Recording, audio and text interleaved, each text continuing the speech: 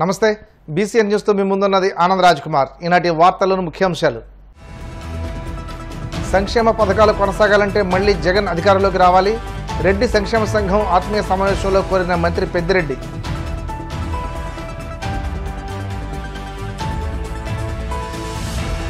పాలకొల్లు అచ్చుగట్లపాలెంలో ముగిసిన ముఖదారమ్మ జాతర. చివరి రోజు జరిగిన అన్న సమారాధనకు భారీగా తరలివచ్చిన భక్తజనం.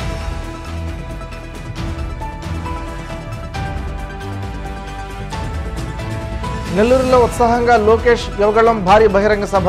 విశేష సంఖ్యలో తరలివచ్చిన 3 పార్టీల నాయకులు, కార్యకర్తలు.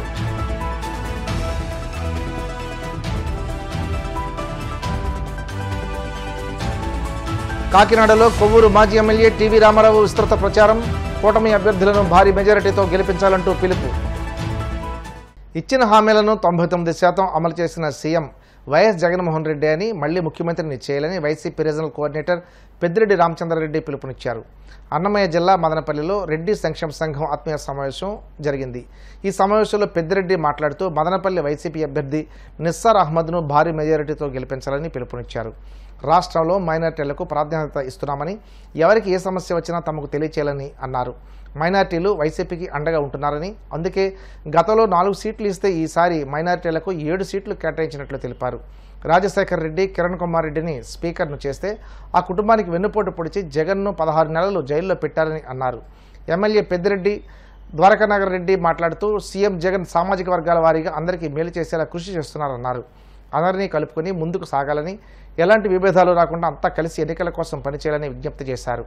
రెడ్డి గారు ఈ ప్రాంతం అంతా బాగా వెనుకబడింది, మనం ఏదో ఒకటి చేయాలన్నా ఈ ఏరియాకు అని చెప్పి ఆయన వాళ్ళ నియోజకవర్గం నుంచి ఒక చుక్క నీళ్ళు ఎవరికి కూడా ఇచ్చే పరిస్థితి ఉండదు. అలాంటిది మనకు అక్కడ గండికోట రిజర్వాయర్ నుంచి మనకు హంద్రినివాకు నీళ్ళు ఇస్తూ కుప్పం దాకా పోయేదానికి, అదేవిధంగా పైప్ లైన్ ద్వారా మనకు తాగునీటికి కూడా ఇస్తూ ఉన్నారు. మిథున్ కూడా ఇక్కడ ఏదైనా సమావేశాల్లో చెప్పింటాడు. మనం ఇది సర్వే కూడా అయిపోయింది, టెండర్లు అయిపోయినాయి. ఎన్నికలైతేనే తప్పనిసరిగా ఈ వాటర్ గ్రిడ్ ప్రాజెక్టును తీసుకొచ్చి 1.5 సంవత్సరం 2 సంవత్సరాల లోపల ప్రతి ఇంటికి కూడా కుళాయి ద్వారా తాగునీరు ఇస్తామని చెప్పి కూడా మీకు మనవి చేస్తూ ఉన్నాను. అందరూ కూర్చొని పనుకుంటారు, ఆయన ఒకటేసారి పనుకొనేస్తాడు. ముఖ్యమంత్రి కావాలా. ఆ రోజు పరిస్థితులు మనమందరూ కూడా, మీరందరూ కూడా పోరాడినారు సమైక్య ఆంధ్ర ఉండాలని చెప్పి, మేమంతా కూడా పోరాడినాం సమైక్య ఆంధ్ర ఉండాలని చెప్పి. నిరాహార దీక్షలు కూడా చేశారు మిథునీళ్ళందరూ కూడా. పార్లమెంటు అభ్యర్థిత్వానికి రిజైన్ కూడా చేశారు, రాజీనామా కూడా చేశారు. అప్పుడున్న హోంమంత్రి, కాంగ్రెస్ పార్టీలో హోంమంత్రి చిదంబరాన్ని పట్టుకొని ఢిల్లీకి వెళ్ళి ఈ రాష్ట్రం విడిపోయేదాన్ని సహకరిస్తాను, మీరు నన్ను ముఖ్యమంత్రిని చేయండి, నేను జగన్మోహన్ రెడ్డి గారిని అడ్డగిస్తాను, అంటే నిలబెడతాను, కంటైన్ చేస్తాను, పార్టీ పెట్టకుండా అవసరమైతే అరెస్ట్ చేస్తానని చెప్పి అరెస్ట్ చేసి 16 నెలలు జైల్లో పెట్టాడు. నీకు రాజకీయ భిక్ష పెట్టింది, స్పీకర్ను చేసింది, అంతకుముందు చీఫ్ విప్ చేసింది రాజశేఖర రెడ్డి గారు. మరి ఆయన చనిపోతానే ఇంత కుట్రపూరితంగా వాళ్ళ కుటుంబం మీద కక్ష కట్టి 16 నెలలు జైల్లో పెట్టించి అతన్ని రాజశేఖర రెడ్డి గారి కుటుంబానికి వెన్నుపోటు పొడిచాడు, మన రాష్ట్రానికి వెన్నుపోటు పొడిచాడు. అతనికి ముఖ్యమంత్రి భిక్ష పెట్టిన కాంగ్రెస్ పార్టీ నామరూపాలు లేకుండా చేశాడు. మరి అలాంటి కుట్రదారుడు కాన్స్పిరేటర్ కిరణ్ కుమార్ రెడ్డి, మరి అతనికి మిథున్కు పోలిక లేదు. తప్పనిసరిగా మిథున్ మీ అందరి బిడ్డ, తప్పకుండా మంచి పేరు తెస్తాడు ఈ ప్రాంతానికి. మీరు మంచి చెడ్డలు ఆలోచన చేసి మంచి నిర్ణయం చేయండి. మిథున్కు అవకాశం ఇస్తే తప్పకుండా ఇంకా ఎక్కువ అభివృద్ధి పదంలో ఈ ప్రాంతం నడిచేదానికి మీరందరూ సహకరించిన వారు అవుతారని కూడా మీకు మనం చేస్తాం. వైసీపీని సాగనంపేందుకు రాష్ట్ర ప్రజలు సిద్ధంగా ఉన్నారని జనసేన పార్టీ కాకినాడ రూరల్ నియోజకవర్గం కూటమి అభ్యర్థి పంతం నానాజీ అన్నారు. కాకినాడ రూరల్ తెమ్మాపురం గ్రామంలో స్థానిక టీడీపీ, జనసేన పార్టీల నాయకులతో కలిసి ఇంటింటి ప్రచారం నిర్వహించారు. టీడీపీ కోఆర్డినేటర్ పిల్లి సత్యనారాయణమూర్తి, మాజీ ఎమ్మెల్యే పిల్లి అనంతలక్ష్మి దంపతులు ఇంటింటికి వెళ్లి టీడీపీ మేనిఫెస్టోను వివరించారు. ఈ సందర్భంగా కూటమి అభ్యర్థి పంతం నానాజీ మాట్లాడుతూ తెమ్మాపురంలో గత 5 ఏళ్ల వైసీపీ పాలనలో కనీస మౌలిక సదుపాయాలకు నోచుకోలేదని ఆగ్రహం వ్యక్తం చేశారు.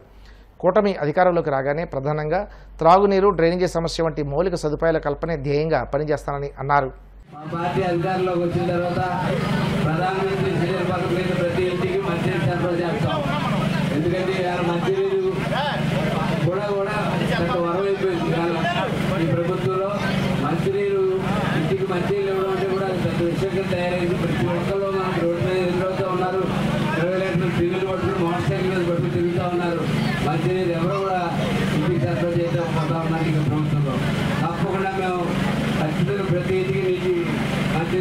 చేస్తామని చెప్తా ఉన్నాం. పెన్షన్ మరియు వాలంటీర్ వ్యవస్థపై మాట్లాడుతున్నాను. కొన్ని విషయాలు ఏంటంటే చంద్రబాబు నాయుడు గారు చెప్తా ఉన్నారు, ఈ వాలంటీర్లందరికీ మీకు 10,000 జీతం ఇస్తాం, మిమ్మల్ని ప్రభుత్వ ఉద్యోగులుగా చూస్తాం, మీకు ప్రమోషన్ ఇస్తామన్నా. అదే వైఎస్ జగన్మోహన్ రెడ్డి చెప్తా ఉన్నాడు, మిమ్మల్ని వైసీపీ కార్యకర్తలు చేస్తాం, మిమ్మల్ని బూత్ ఏజెంట్లుగా పెడతాం, మీ భవిష్యత్తు పాడు చేస్తాం అని చెప్పి ఖచ్చితంగా చెప్తా ఉన్నాడు. అతను మీరే తెలుసుకోండి, ఈ బలవంతపు రాజీనామాలు ఎంతవరకు సభో ఎంతవరకు చేస్తారనేది మిమ్మల్ని తెలుసుకోమని చెప్తా ఉన్నాడు. అలాగే వీడికి శ్మశానాన్ని ఆధునీకరణ చేస్తాం, ఎంతో కాలంగా దాన్ని అభివృద్ధి నోచుకోలేదు. ఎవరన్నా మన ప్రియాసి ట్రీట్మెంట్ పోతే ఇటువంటి చోట్ల కూడా వదిలేస్తున్నాం అన్నటువంటి ఒక ఫీలింగ్ మనకి కలుగుతూ ఉందని చెప్తా ఉన్నారు. దీనికేమో ఒక ఉద్యానవనంలో తయారు చేస్తామని కాకినాడలో చేసినట్టుగా ఒక ఉద్యానవనంలో తయారు చేస్తామని చెప్పి మాటిస్తూ ఉన్నారు. అలాగే ప్రతి నెల 14,000 రూపాయలు కార్యక్రమం చేసినట్టు ఎవరు డ్రా చేసుకుంటూ పోతా ఉన్నారు పంచాయతీలో చెప్పి నేను అడుగుతా ఉన్నాను. కార్యక్రమం చూస్తే అక్కడ ఎప్పుడు కావాల్సిన అప్పుడు దొరకడు, కావాల్సినప్పుడు ఎవరైనా డబ్బులు తీసుకోవాలి తప్ప కార్యక్రమం దొరకడు. 14,000 మటుకు కార్యక్రమం పేరు మీద పంచాయతీలో 14,000 ప్రతి నెల డ్రా చేస్తూ ఉన్నారు. ఆ డ్రా చేస్తున్న పెద్ద మనిషి ఎవరు బయటికి రావాలని చెప్పి నేను తెలియజేస్తా ఉన్నాను. అలాగే చిన్న సన్నకారు రైతాంగం మొత్తం వర్షాకాలం నీటి ఎత్తులు వచ్చినప్పుడు పంట మునిగిపోవడం, చేతి రాకపోవడం జరుగుతూ ఉంది. దాని గురించి కాలువగట్లు ఎత్తి వెడలు చేసి ఏలేరు కాలం వర్షం రాకుండా 2 వైపులా గట్లు కట్టిస్తామని చెప్పి తెలియజేస్తా ఉన్నాం. తిమ్మాపుల కాకుండా 2వ విడత ఇళ్ల స్థలాలు పంపిణీలో అర్హులైన అందరికీ కూడా సమాజ శ్రేయస్సును కోరుకునే వ్యక్తుల్లో బ్రాహ్మణులు ముందుంటారని పాలకొల్లు ఎమ్మెల్యే నిమ్మల రామానాయుడు అన్నారు. పశ్చిమ గోదావరి జిల్లా పాలకొల్లులో బ్రాహ్మణుల ఆత్మీయ సమావేశం నిర్వహించారు. ఈ సమావేశంలో పాల్గొని మాట్లాడుతూ కూటమి ప్రభుత్వం అధికారంలోకి రాగానే బ్రాహ్మణుల కళ్యాణ మండపం నిర్మాణానికి చర్యలు చేపట్టనున్నట్లు తెలిపారు. 50 లక్షల రూపాయలతో కళ్యాణ మండపాన్ని నిర్మిస్తామని హామీ ఇచ్చారు. చంద్రబాబు నాయుడు గారు కానీ, ఒక పవన్ కళ్యాణ్ కానీ, ఒక నరేంద్ర మోడీ గారు కానీ ఎప్పుడు కూడా మిమ్మల్ని గౌరవించేటువంటి పార్టీలు బట్టి ఖచ్చితంగా మీ రుణం తెచ్చుకునేటువంటి విధంగా నేను కూడా ఏదైతే పాలకొల్లులో గతంలోనే ఏదైతే మీ అందరికీ కూడా ఒక కళ్యాణ మండపానికి స్థలం ఇవ్వాలనే ఆలోచన నా మదిలో ఉన్నప్పుడు నేను కూడా ఆ రోజు ఆలోచన చేశాం. 2019తో ఆ రోజు నా పీరియడ్ 14-19 మరి అధికారం 5 సంవత్సరాలు కాబట్టి ఈ 5 సంవత్సరాల్లో వీళ్ళకి స్థలం ఇవ్వాలి మరి బ్రాహ్మణులతోటే మనం కార్యక్రమాలు నిర్వహించుకుంటూ ఉన్నాం. ఆ రకంగా బ్రాహ్మణులకి ఏది చేసినా కూడా మళ్ళీ అది తిరిగి మనకి 100 రెట్లు 1000 రెట్లు మళ్ళీ మనకి కలగజేస్తుందనేటువంటి ఆలోచనతో వచ్చేది మన ప్రభుత్వం కాబట్టి ఖచ్చితంగా ఎవరైతే ఈ యొక్క బ్రాహ్మణ సంబంధించినటువంటి ఆ కళ్యాణ మండపం ఏదైతే ఉందో దానికి మరి గతంలో నేను చెప్పాను ఏదైతే 50 లక్షల రూపాయలు ఇచ్చి ఆ యొక్క నిర్మాణాన్ని ముందుగా ప్రారంభిస్తామని, తర్వాత 2వ విడతలో మళ్ళీ ఏదైనా ఫస్ట్ ఫ్లోర్ కి, ఎందుకంటే గ్రౌండ్ ఫ్లోర్ కంటే నాకు తెలుసుండి ఒక 50 లక్షల రూపాయలు అంటే కనీసం కింద గ్రౌండ్ ఫ్లోర్ చేసుకోగలుగుతాం. మళ్ళీ సెకండరీగా ఎందుకంటే మీ దగ్గర మరి మీరందరూ కూడా కష్టపడి పనిచేసేటువంటి ఆ ప్రజల కోసం శ్రేయస్సు కోసం పనిచేసేటువంటి వాళ్ళు మరి మీ దగ్గర ఆశించి నిర్మాణం చేసుకోవడం అని అంటే అది మంచి కాదు ఈ సమాజానికి. అంచేత ఖచ్చితంగా అది ప్రభుత్వ పరంగానే ఆ నిధులు తీసుకొచ్చి ఎంత అవసరమైతే అంత ముందుగా ఒక 50 లక్షల రూపాయలని మినిమం తెచ్చి దాన్ని స్టార్ట్ చేసి ఆ యొక్క కళ్యాణ మండపం ఆ ఆఫీసు మీకు అందుబాటులో తెచ్చేటువంటి విధంగా నేను మీకు పనిచేస్తానని మొదటగా మీ అందరికీ కూడా సభాపూర్వకంగా తెలియజేస్తూ ఉన్నా.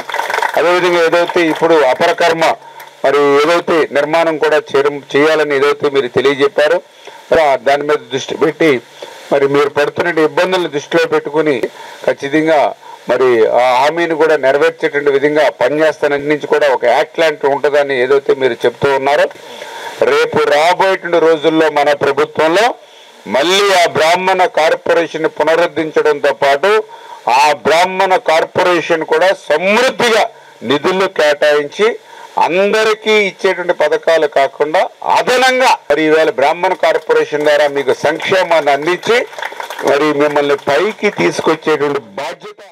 రాష్ట్ర ప్రజలు వైఎస్ జగన్మోహన్ రెడ్డి ఇచ్చిన హామీలను నమ్మి ఎంతో నమ్మకంతో గత ఎన్నికల్లో వైసీపీని గెలిపిస్తే చేసిందేమీ లేదని గూడూరు పట్టణ బీజేపీ అధ్యక్షులు అరికట్ల బాలకృష్ణనాయుడు ఆరోపించారు. తిరుపతి జిల్లా గూడూరు పట్టణం బజారు వీధిలో బీజేపీ నాయకులు ఎన్నికల ప్రచారం నిర్వహించారు. ముందుగా బజారు వీధిలోని గాంధీ విగ్రహానికి బీజేపీ నాయకులు పూలమాలలు వేసి నివాళులర్పించి దుకాణాల వద్దకు వెళ్లి ఎన్డీఏ కూటమి అభ్యర్థులు అయినటువంటి టీడీపీ ఎమ్మెల్యే అభ్యర్థి పాసం సునీల్ కుమార్, తిరుపతి పార్లమెంట్ బీజేపీ అభ్యర్థి వరప్రసాదరావులను గెలిపించాలని విజ్ఞప్తి చేశారు. ఈ సందర్భంగా పట్నా బీజేపీ అధ్యక్షుడు బాలకృష్ణనాయుడు మాట్లాడుతూ వైసీపీ వచ్చిన తర్వాత ఎటువంటి అభివృద్ధి లేదని, ల్యాండ్ లెక్కర్ సిలికా మాఫియా ఎక్కువైపోయిందని, చదువుకున్న యువకులకు ఉద్యోగాలు లేక నిరుద్యోగులుగా మిగిలిపోయారని అన్నారు. ఈ ప్రచారంలో బీజేపీ నాయకులు, కార్యకర్తలు పాల్గొన్నారు. ఎన్డీఏ కూటమి బలపరిచినటువంటి మన గూడూరు అసెంబ్లీ ఎమ్మెల్యే పాసం సునీల్ కుమార్ కూడా అదేవిధంగా ఓట్లు వేసి గెలిపించవలసిందిగా ప్రార్థిస్తున్నాం. ముందుగా ఏంటంటే ఇప్పుడు ముఖ్యంగా ప్రజెంట్ ఉండే గవర్నమెంట్ ఏ విధంగా చేస్తుంది, ఎట్లున్నది, అన్ని వ్యవస్థల్ని సర్వనాశనం చేసి అన్ని వ్యవస్థల్ని పాడు చేసేసారన్నమాట. 2019 ఎలక్షన్లో ఏమి చెప్పాడు, మడమ తిప్పను మాట తప్పను, ఈ నినాదం ఒక పుట్ట దాఖలు చేసేసాడు. ఏమీ లేదు, మొత్తం అబద్ధాలు, మోసం, దగ, కుట్ర. ఈ ఆంధ్రప్రదేశ్ రాష్ట్రాన్ని ఏ విధంగా దోచుకుందాం, ఏ విధంగా దోచుకొని దాచిపెట్టుకుందాం అనే నినాదంతో మామూలుగా ఏంటంటే ఈ వచ్చేసి ఫస్ట్ రావటమే ప్రజావేదికను కుమ్మేశాడు, కొట్టేశాడు. ప్రజావేదిక ఏంటి, కొన్ని కోట్లు ఆ డబ్బు వచ్చి మన ప్రజలు.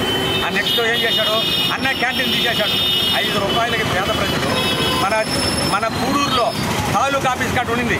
రైతులు ఏదన్నా వచ్చి రెవెన్యూ ఆఫీస్కి వచ్చినా, పోలీస్ ఆఫీస్కి వచ్చినా 5 రూపాయలు భోజనం చేసి చల్లగా బస్సెత్తిపోయేవాళ్ళు. అది విరికేశాడు. రావటం విధ్వంసం అన్నమాట. రాజధాని లేని రాష్ట్రం చేశాడు. పోలవరం ప్రాజెక్టు కానీ పూర్తయి ఉంటే అడవులు కూడా మనకు నీళ్లు వచ్చేది, అది కూడా లేకుండా చేశాడు. మనందరం గ్రహించుకొని ఇవన్నీ తెలుసుకొని ఒక ఇండస్ట్రీలా, ఒక పరిశ్రమలా, వచ్చిన పరిశ్రమని తరిమిటే పని.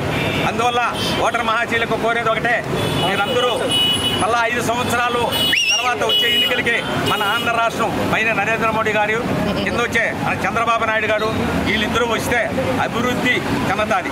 అదే సంక్షేమం ఉంటుంది. అభివృద్ధి సంక్షేమం 2 జోడిద్దులు, అభివృద్ధి సంక్షేమం. ఎప్పుడు కూడా అప్పు తీసుకురావటం నేను చేస్తానంటాం. 11 లక్షల కోట్లు నిద్ర పడిపోయింది. ఇది తెలుసుకోవాలా ప్రజలారా. ఈ 11 లక్షల కోట్లు ప్రతి కుటుంబానికి, ఒక కుటుంబానికి 8 లక్షలు భారం పడి ఉంది. ఇవన్నీ తెలుసుకొని మనం వచ్చేసి మన కూటమి అభ్యర్థులు గెలిపించుకుంటే మనకు సంతోషం ఉంటుందని. ఇప్పుడు కాసేపు ప్రకటనలు.